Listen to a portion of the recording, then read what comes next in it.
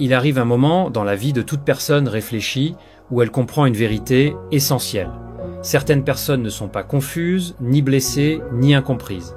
Elles sont toxiques par nature. Elles se nourrissent de vos réactions. Elles survivent grâce à votre besoin d'expliquer, de réparer, d'être compris. Et plus vous vous engagez, plus elles vous vident, comme des sangsues se nourrissant du sang de votre calme. Alors, que faire? Nous faisons ce que faisaient les anciens. Nous devenons immobiles. Nous aiguisons notre jugement et nous coupons le cordon.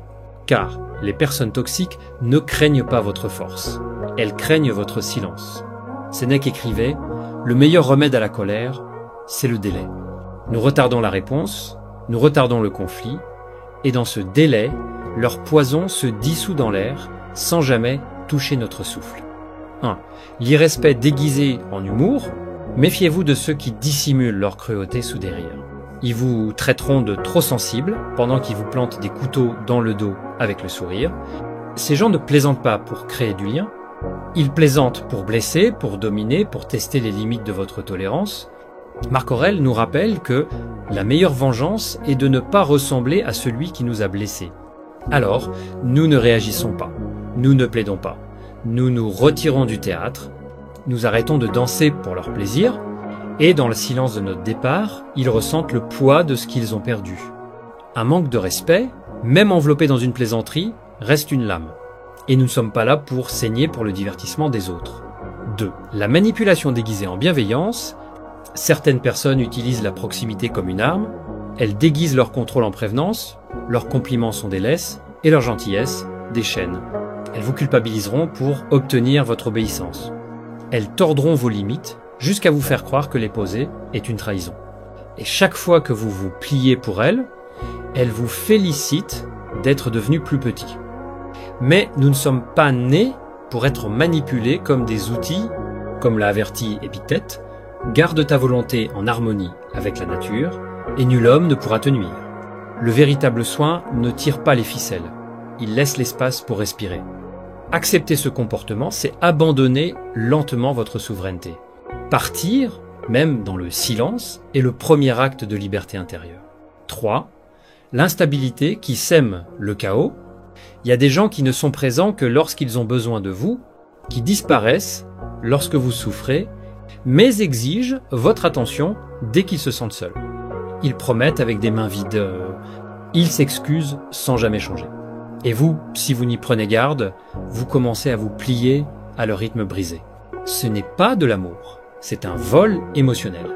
Comme l'écrivait Sénèque, c'est pas que nous ayons peu de temps, c'est que nous en perdons beaucoup. Perdre du temps avec des âmes chaotiques, c'est la forme de mort la plus lente. Laissez-les vivre dans leur tempête.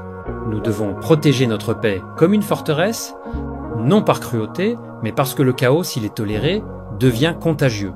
4. Le sentiment de droit, déguisé en loyauté. Il existe des personnes qui croient vous posséder simplement parce qu'elles vous ont soutenu un jour. Elles pensent que leur loyauté passée leur donne le droit de contrôler votre temps, d'envahir votre paix et d'exiger sans fin votre énergie. Elles vous rappelleront sans cesse ce qu'elles ont fait pour vous, non par amour, mais comme une monnaie qu'elles veulent dépenser à vos dépens.